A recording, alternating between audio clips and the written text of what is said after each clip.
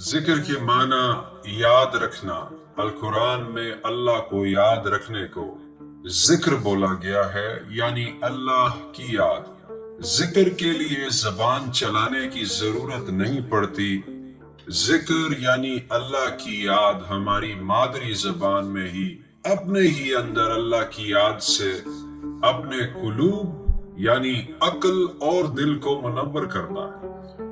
سیدھے سادے قرآن کی سمجھ سے ناشنا مذہبی مسلمانوں کو قابل احترام مولوی صاحبان اور اندھی تقلید نے عقل پر تالے ڈال کر یہ منوا دیا ہے کہ ذکر محض اللہ کے نام عربی زبان میں گن گن کر تسبیح پر جپنا یا طوطے کی طرح رٹنے کے ہیں، حالانکہ ذکر کے اصل معنی اللہ کو خاموشیوں میں یاد کرنے کے ہیں۔ میرا مذہبی مسلمانوں سے ایک سوال ہے کہ اگر پورا قرآن بھی طوطے کی طرح عربی میں رٹ لیا جائے یا تسبیح پر عربی میں اللہ کے نام جپنے کے گن چکر میں اللہ ہی بھول جائے یا یاد نہ رہے، اللہ کی سمجھ ہی نہ آئے اور اس کی صفات کی گہرائی کو سمجھا ہی نہ جائے، تو پھر یہ سب کچھ کس کا؟ سورۃ البقرہ کی آیت 152 میں ہے کہ تم اللہ کو یاد رکھو تو وہ تمہیں اللہ بھی یاد رکھے گا۔ سورۃ البقرہ کی آیت نمبر 115 میں ہے کہ تم جس طرف بھی رخ کرو گے تو تمہیں اللہ ہی کا چہرہ نظر آئے گا۔ میرا سوال یہ ہے کہ اللہ یاد ہی نہ رہے تو کیا ہر جگہ دکھائی دے گا؟ ہاں، البتہ اگر یاد میں اللہ ہی اللہ ہو تو پھر اللہ کے سوا کچھ اور دکھائی ہرگز نہ دے گا۔ سورہ نمبر 15 آیت نمبر 9 میں فرمایا گیا ہے کہ ہم ذکر کی حفاظت کرنے والے ہیں، مطلب یہ کہ 24 گھنٹے اللہ کو یاد کرنے کی بات ہو رہی ہے، نہ کہ تسبیح پر 1.25 لاکھ دانے کھڑکانے کی۔ سورت نمبر 29 آیت نمبر 45 میں فرمایا گیا ہے کہ اللہ کا ذکر یعنی اللہ کی یاد صلات سے بڑھ کر ہے، یعنی ذکر صلات سے ایک درجہ اوپر یا افضل ہے، اور ذکر کے بغیر صلات قائم ہو ہی نہیں سکتی۔ مالاؤں اور تسبیحوں پر گن گن کے اللہ کے نام جپنا اللہ کے ساتھ نعوذ باللہ ایک کھلا تماشا اور مذاق ہے۔ اپنی کتاب سے جڑنے یعنی صلات قائم کرنے کی پہلی سیڑھی ذکر یعنی اللہ کی یاد ہے، جس سے دل اور عقل سوچ سب پاک صاف ہوتی ہے۔ سورہ نمبر 16 آیت نمبر 44 کے مفہوم میں ذکر یعنی اللہ کی یاد ہی کے ذریعے ذہن میں تفکر اور تدبر کے چشمے پھوٹنا شروع ہوتے ہیں۔ سورہ نمبر 7 آیت نمبر 2 اور 3 میں ذکر یعنی اللہ کی یاد کے لیے مومن ہونا شرط ہے، یعنی خود پر بھروسہ کرنا بہت ضروری ہے۔ سورہ نمبر 8 کی آیت نمبر 2 میں ہے کہ ذکر کرنے سے ایمان بڑھتا اور روشن ہوتا ہے۔ سورہ نمبر 13 آیت نمبر 28 کہتی ہے کہ ذکر یعنی اللہ کی یاد سے دل کو سکون ملتا ہے۔ ذکر انسان کو متقی بننے یا تقوی اختیار کرنے کے لیے تیار کرتا ہے۔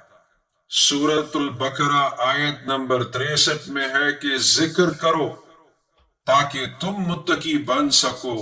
جو ذکر یعنی اللہ کو یاد کرتا ہے اس کے لیے قرآن آسان ہو جاتا ہے۔ سورہ نمبر 3 آیت نمبر 58 میں ہے کہ ذکر یعنی اللہ کی یاد ہی کی وجہ سے حکمت ملتی ہے۔ سورہ نمبر 15 آیت نمبر 6 میں ہے کہ ذکر یعنی اللہ کی یاد نازل ہوتی ہے۔ سورہ نمبر 16 آیت نمبر 43 میں ہے کہ اہل ذکر وہی ہیں جو ہر وقت ذکر میں یعنی اللہ کی یاد میں رہتے ہیں، یعنی اللہ کو یاد رکھتے ہیں، خبردار ہوشیار رہتے ہیں، پھونک پھونک کر قدم رکھتے اور پرہیزگار ہوتے ہیں۔ سورہ نمبر 18 آیت نمبر 57 میں ہے جو اللہ کو یاد نہیں کرتا یعنی جو اللہ کی یاد سے غافل ہے وہ ظالم ہے۔ اس آیت میں ذکر کا الٹ بھی دیا گیا ہے جو کہ نسی ہے، جس کے معنی اللہ کی یاد کو بھول جانے والا یا اللہ کی یاد سے غافل کے ہیں، تو وہ اپنے آپ پر ظلم کر رہا ہے اور اس کا دل و دماغ پردے پر پردہ آتا جا رہا ہے، جس سے پھر وہ لوگ سمجھ نہیں سکتے، سوچ نہیں سکتے، سن نہیں سکتے، کیونکہ حق کی بات ان تک پہنچ ہی نہیں پاتی، تو وہ گونگے اور بہرے ہو جاتے ہیں۔ بہرے اس لیے کہ وہ حق سن نہیں پاتے، اور گونگے اس لیے کہ وہ حق بول نہیں پاتے، اور جب انہیں دعوت دی جاتی ہے تو ان کو ہدایت نہیں ملتی۔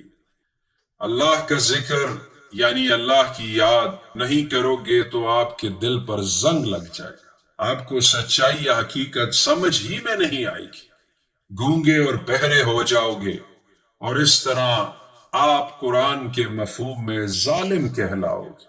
سورہ نمبر 25 آیت نمبر 29 میں ہے، جو لوگ ذکر یعنی اللہ کی یاد نہیں کرتے بھٹک جاتے ہیں، اور بھٹکانے کا کام تو شیطان کا ہے۔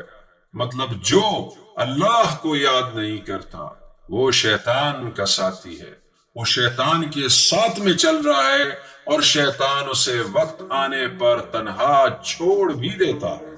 آخر میں ذکر اللہ کی یاد کے معنی اپنی قلب، اپنے ذہن میں اللہ کو کسی غیر زبان میں نہیں بلکہ اپنی ہی مادری زبان میں یاد رکھنے کے، اللہ کی صفات کو سمجھنے کے، اللہ کس کام سے راضی اور کس کام سے ناراض ہے اس کے بارے میں جاننے کے، آپ کو خود کس چیز میں سکون ملتا ہے اور کیا چیز آپ کا سکون برباد کرتی ہے، یہ سب جاننا بہت ضروری ہے۔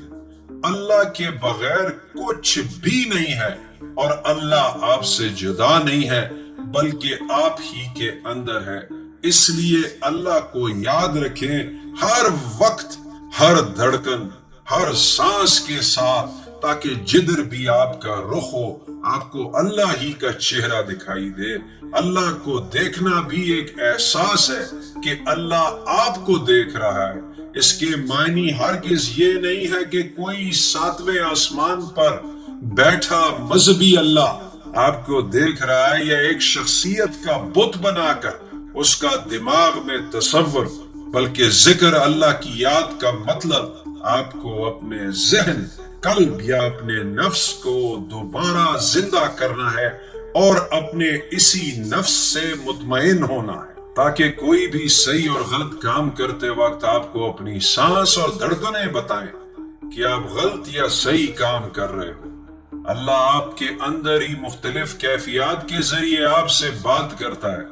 مثال کے طور پر فریکوینسی، وائبریشن، انسپریشن، دل کی دھڑکن کا تیز ہونا، سانسوں کا اوپر نیچے ہونا، یعنی آپ کو پتا چلے گا کہ مجھے گھبراہٹ ہو رہی ہے یا میں مطمئن ہوں۔ ان آوازوں کو سمجھنا آسان نہیں لیکن ناممکن بھی نہیں۔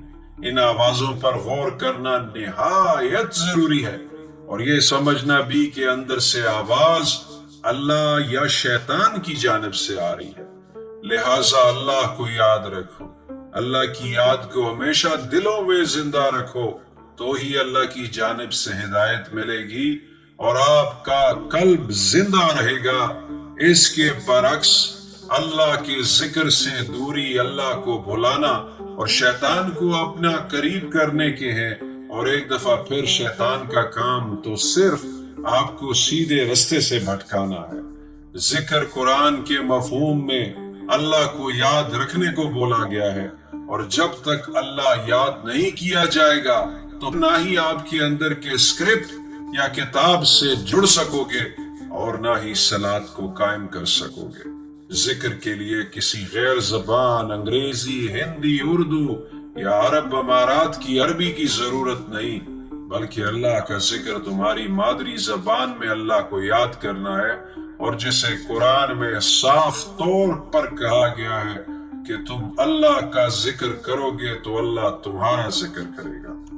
ذکر یعنی اللہ کی یاد کے اندر کامیابی ہے۔ جو لوگ مومن ہوتے ہیں، خود پر بھروسہ کرتے ہیں اور خود کے اندر ہی اپنے رب، رسول، انبیاء اور کتاب وغیرہ پر ایمان رکھتے ہیں، وہی لوگ اپنی کتاب سے جڑ پاتے ہیں اور نہ صرف سکون حاصل کرتے ہیں بلکہ ذکر کی بدولت ہی اپنے رب کی رہنمائی بھی حاصل کرتے ہوئے اپنا ارتقاء کرتے ہیں اور خود کو ٹرانسفارم بھی کرتے ہیں۔